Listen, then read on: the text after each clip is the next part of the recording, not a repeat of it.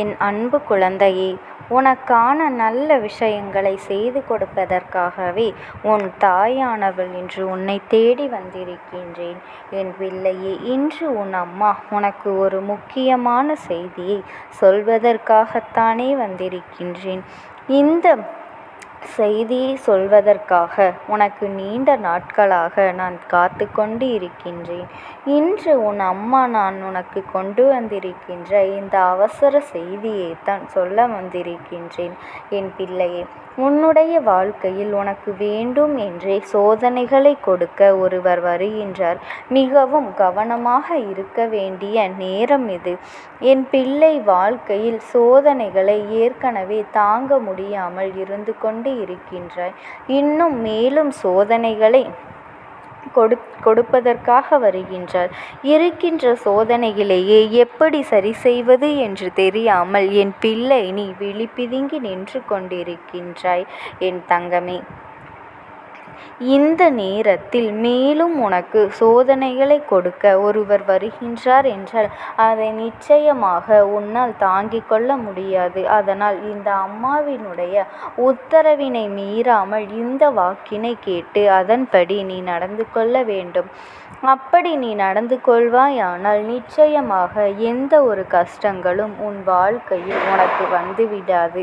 அதையும் தாண்டி உன் அம்மா சொல்வதை சொல்லிவிட்டு போகட்டும் என்று நினைத்து என்னை கடந்தாயானால் அதன் பிறகு நடக்கின்ற எந்த ஒரு பிரச்சனைகளுக்கும் நான் பொறுப்பாக மாட்டேன் என்பதனையும் இப்பொழுது நான் சொல்லிவிடுகின்றேன்.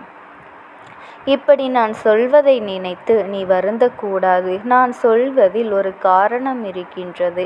நான் இப்படி கடினமாக உன்னிடத்தில் கடுமையாக நடந்து கொண்டால்தானே உன் வாழ்க்கையில் நீ நல்லபடியாக நடந்து கொள்வாய். இல்லை என்றால் ஏனோ தானோவென்று எல்லாவற்றையும் விட்டுவிட்டு கடைசியில் வாழ்க்கையையும் தொலைத்துவிட்டு என் முன்னால் வந்து கண்களை கசக்கி கொண்டு நிற்பாய்.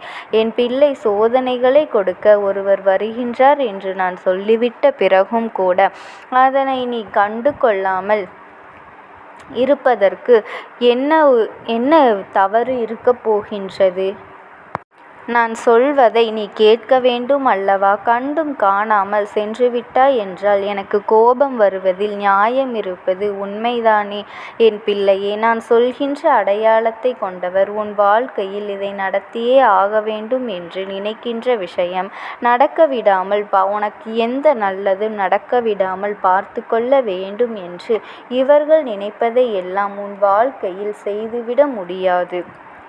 இந்த அம்மா காவலாக நின்று கொண்டிருக்கும் பொழுது என்னை தாண்டி உன்னை அவர்களால் எதுவுமே செய்ய முடியாது. ஆனால் ஒரு விஷயம் என்னவென்றால், இவர்கள் செய்கின்ற விஷயங்களினால் உனக்கு பாதிப்பு ஏற்படுமா என்று கேட்டால் நிச்சயமாக ஏற்படும் என் தங்கமே. அதனால் இந்த ஒரு ஆபத்திலிருந்து நீ தப்பிக்க வேண்டும் என்றால் இந்த அம்மா சொல்கின்ற விஷயங்களை நீ கேட்க வேண்டும். உனக்கான நேரத்தில் நீ கவனமாக இல்லாமல் விட்டுவிட்டு பிறகு வருகின்ற பிரச்சனைகளை நினைத்து நீ வேதனைப்படக்கூடாது. நான் சொல்வது உனக்கு புரிகின்றது அல்லவா? இன்று இந்த வாழ்க்கை உனக்கு தருகின்ற விஷயங்கள் உன் அம்மா நான் இன்று நன்றாக அறிவேன்.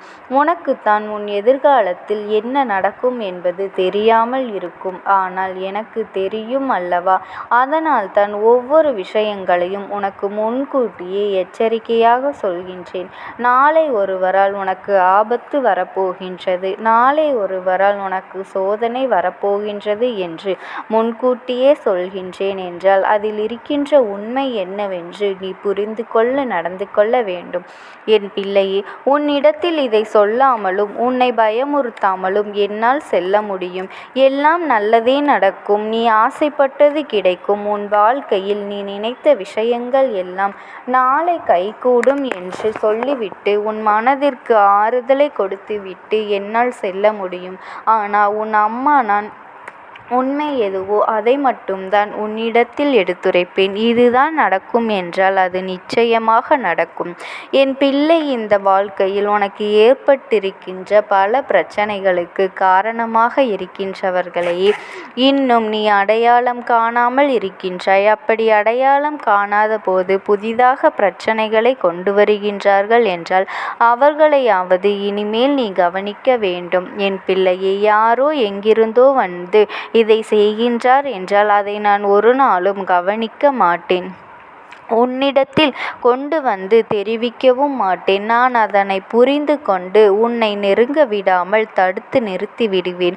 ஆனால் இது உன் மூலமாகத்தான் உன்னை நெருங்கி வந்து கொண்டு இருக்கின்றது. யாரிடத்தில் அதிகமான பழக்கத்தோடு நீ இருந்து கொண்டிருக்கின்றாயோ, யாரிடத்தில் அன்பாக பழகுகின்றாயோ அவர்கள் மூலமாகத்தான் உனக்கு இந்த சோதனைகள் வரப்போகின்றது.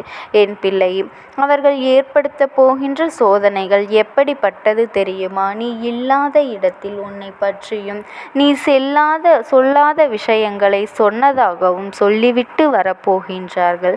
அவர்கள் சொல்வதை நீ உன்னால் தடுத்து நிறுத்த முடியும். அது நடக்கத்தான் போகின்றது. ஏனென்றால் அந்த அளவிற்கு நம்பிக்கையோடு உன் வாழ்க்கையில் நீ இடத்தை கொடுத்து விட்டாய். ஆனால் நம்பிக்கையோடு உன் நம்பிக்கைக்கு அவர்கள் பாத்திரமானவர்கள் கிடையாது என்பதனை நீ எப்பொழுது புரிந்து கொள்வாய்? என் தங்கமே, இந்த அம்மாவிடம் கேட்பாய். ஆனால் ஒருவரிடத்தில் மட்டுமே நீ உன் வாழ்க்கையை பற்றிய ஒரு உண்மையை சொல்லி இருக்கின்றாய். அவர்கள் அந்த விஷயத்தை வெளியில் சொல்லிவிட்டார்கள் என்றால் உன்னால் எளிதாக அதை தெரிந்து கொள்ள முடியும் அல்லவா? நாம் இவரிடம் மட்டும்தானே சொன்னோம். நாம் இந்த விஷயத்தை வெளியில் சொன்றது உன்னால் நிச்சயமாக தெரிந்து கொள்ள வேண்டும். எந்த நேரத்திலும் நீ இதை உன் நினைவில் வைத்துக்கொள். உன் வாழ்க்கையில் எப்பொழுதாவது நடக்கின்றது என்றால் அதை யாரிடத்தில் சொன்னாய் என்று மற்றும் சிந்தித்து பார்த்தால் உன்னோடு இருக்கின்ற துரோகி யார் என்பதனை நீ புரிந்து உன்னால் அடையாளம் காண முடியும். நிச்சயமாக காண முடியும். யாருக்கும் இந்த வாழ்க்கையை நீ தாரை வார்த்து கொடுக்க வேண்டும் என்றோ அல்லது யாருக்காகவும் இந்த வாழ்க்கையை நீ தியாகம் செய்ய வேண்டும் என்றோ எந்த ஒரு அவசியமும் கிடையாது. உனக்கான தனிப்பட்ட வாழ்க்கை, இதைத்தான் நீ வாழ்ந்து காட்ட வேண்டும். அடுத்தவர்களுக்கு விட்டு கொடுக்க உனக்கு எந்த அனுமதியும் இந்த அம்மா நான் தரவில்லை. அதனால் இவர்கள் பரவாயில்லை, பாவம், ஏதோ தெரியாமல் செய்துவிட்டார்கள் என்று நீ விட்டுவிட்டாய். ஆனால் நாளை மீண்டும் இதே தவறைத்தான் செய்வார்கள். நாம் என்ன வேண்டுமானாலும் செய்யலாம், இவர்கள் அதனை கண்டு கொள்ள மாட்டார்கள் என்று நினைத்து விடுவார்கள். இது போன்றெல்லாம் உன் வாழ்க்கையில் நடக்காமல் நீதான் பார்த்து கொள்ள வேண்டும். உன் வாழ்க்கையில் நடக்கின்ற கஷ்டங்களையும் உனக்கு வரப்போகின்ற சோதனைகளையும் என்னவென்று நான் சொல்லிவிட்டேன். இந்த அம்மா ஒவ்வொரு விஷயங்களையும் உனக்கு எடுத்துரைக்கும் பொழுது என் பிள்ளை, நீ இதை கவனமாக கேட்டு அதன்படி நடந்து கொள்ள வேண்டும். இப்படி நான் சொல்கின்ற வாக்கினை நீ சத்திய வாக்காக நினைத்து என் வாக்கினை நீ பின்பற்றினாயானால் உனக்கு எந்த ஒரு தீங்கும் யாரினாலும் எந்த ஒரு கெடுதலும் நடக்காது.